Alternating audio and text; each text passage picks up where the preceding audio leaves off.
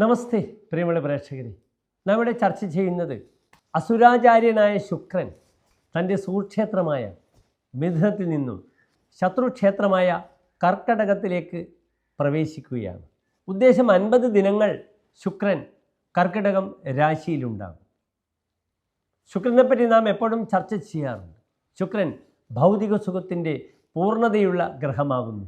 It is a material planet. 2 ആചാര്യന്മാരാണ് നമുക്ക് ജ്യോതിഷത്തിലുള്ളത്. ഒന്ന് ദേവാചാര്യനായ വ്യാഴം, മറ്റൊന്ന് അസുരാചാര്യനായ ശുക്രൻ.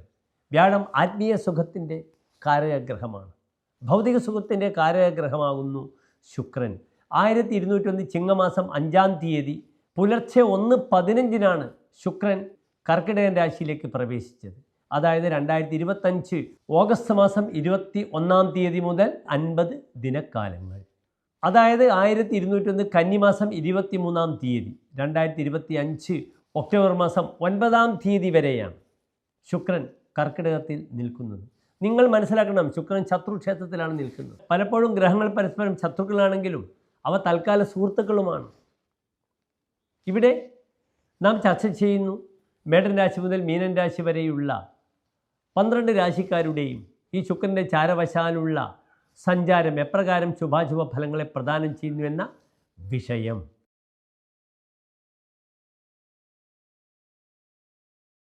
മൂലം പുരാണം ഉത്രാടം നക്ഷത്രത്തിൻ്റെ ആദ്യത്തെ 15 നാഴിക വരുന്ന 2.25 നക്ഷത്ര സമൂഹം.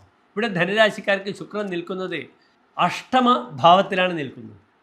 ഇവിടെ ഏറ്റവും അധികം ധനുരാശിക്കാർ ശ്രദ്ധിക്കേണ്ട വിഷയം ശാരീരികമായി മൂത്രാശയ രോഗങ്ങൾ, അതുപോലെ കിഡ്നി പേഷ്യൻസ്, ഡയാലിസിസ് പേഷ്യൻസ്, ഇവരുമായി ബന്ധപ്പെടുന്നവരൊക്കെ തന്നെ വളരെയധികം ശ്രദ്ധിക്കണം. വൃക്കരോഗികൾ പ്രത്യേകിച്ച് നെഫ്രോളജിയുമായി ബന്ധപ്പെടുന്ന പ്രയാസങ്ങൾ ശ്രദ്ധിക്കണം.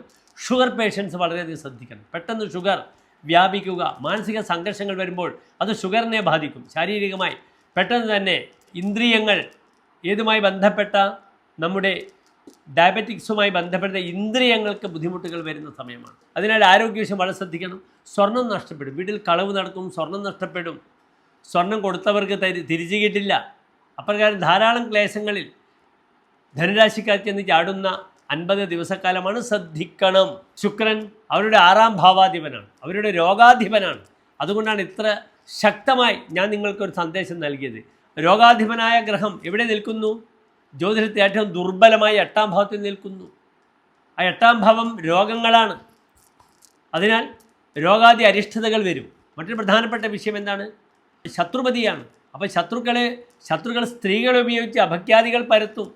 നാം ധാരാളം അനുഭവങ്ങൾ ഇപ്പോൾ വർത്തമാനകാലത്ത് സംഭവിച്ചുകൊണ്ടിരിക്കുന്നു. സ്ത്രീകളെ കാരണം അപഖ്യാതികൾ നേരിടുക, മാനനഷ്ടമുണ്ടാവുക, ധനം നശിക്കുക. ഈ സമയത്ത് പ്രത്യേകിച്ച് ഏറ്റവും ശ്രദ്ധിക്കേണ്ടത് സ്ത്രീ വിഷയത്തിൽ വ്യാപൃതരായ വ്യക്തികളാണ്. ഇവിടെ പലപ്പോഴും സ്ത്രീകളെ മുന്നിൽ നിർത്തി ഭീഷണിപ്പെടുത്തി കാശ് തട്ടുന്ന എത്രയോ സംഘങ്ങളാണ്. പ്രത്യേകിച്ച് നമ്മുടെ കൊച്ചിയിലാണിത് കൂടുതൽ കാണുന്നത്. അതിനൊക്കെ ബാംഗ്ലൂരൊക്കെ സമാധാനമാണ്.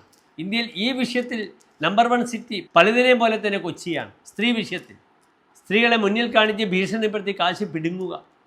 നമ്മൾ മഹാനായ ശബരിമലയിലെ തന്ത്രി പോലും പെട്ടിട്ടുണ്ട് ഇങ്ങനെയുള്ള വലിയ അപഖ്യാതികളിൽ. അതിനാൽ സ്ത്രീ വിഷയം വളരെ ശ്രദ്ധിക്കണം. മെഡിസിൻ പഠിക്കുന്ന കുട്ടികൾക്ക് തങ്ങളുടെ വിഷയത്തിൽ വളരെയധികം മേധാവിത്വം പുലർത്താം. പുതുതായി പ്രാക്ടീസ് ചെയ്യുന്ന പല ഡോക്ടർമാർക്കും ഈ ഒരു 50 ദിവസക്കാലം രോഗനിർണയത്തിൽ പ്രത്യേകിച്ച് ധാരാളം അവസരങ്ങൾ വരും, കഴിവുകൾ സംജാതമാകും. അതിനായി ശ്രമിക്കണം. ധാരാളം വായിക്കുവാനും പഠിക്കുവാനും മനസ്സിലാക്കുവാനും പറ്റുന്ന ഒരു അവസ്ഥ സംജാതമാകും. പിന്നെ ശുക്രൻ ലാഭാധിപനാണ്, 11-ാം ഭാവാധിപനാണ്. അത് എപ്രകാരം വരും? എല്ലാ ലാഭവുമാണ് 11-ാം ഭാവം. അത് അഷ്ടമത്തിൽ ദുർബലമായി നിൽക്കുമ്പോൾ ഞാൻ സൂചിപ്പിച്ചു, സ്വർണം നഷ്ടപ്പെടുക, പണയപ്പെട്ട സ്വർണം തിരിച്ചെടുക്കാൻ പറ്റാത്ത രീതിയിൽ വരിക. തനിക്ക് ഏറ്റവും ഇഷ്ടപ്പെട്ട പ്രിയ സുഹൃത്തിന് സ്വർണം കൊടുക്കുന്നു, അയാൾക്ക് തിരിച്ചു തരാൻ പറ്റില്ല. ഇപ്പോൾ ചോദിച്ചാൽ അയാളുമായി വാക്കുതർക്കമുണ്ടാകും, ബന്ധം ശിഥിലപ്പെടും. ശുചസ്നേഹത, സ്നേഹത്തിലൂടെ ദുഃഖം സമ്മാനിക്കുന്ന ഒരേ ഒരു ഗ്രഹം മാത്രമേ ഉള്ളൂ, അത് ശുക്രനാണ്. അതിനാൽ ധനുരാശിക്കാർ ശ്രദ്ധിക്കണം. കാരണം ധനുരാശിക്കാർ ഏകസാധ്യ, സ്നേഹത്തിലൂടെ മാത്രം കീഴ്പ്പെടുത്താൻ പറ്റുന്നവരാണ്. പലപ്പോഴും ധനുരാശിക്കാർക്ക് കോംപ്രമൈസ് ഉണ്ടാവാറില്ല. അതിനാൽ പലപ്പോഴും ശത്രുത വരും. അതിനപ്പുറം സ്ത്രീജനങ്ങളുമായി ബന്ധപ്പെടുന്ന വിഷയങ്ങൾ ഞാൻ തുടക്കത്തിൽ തന്നെ സൂചിപ്പിച്ചു.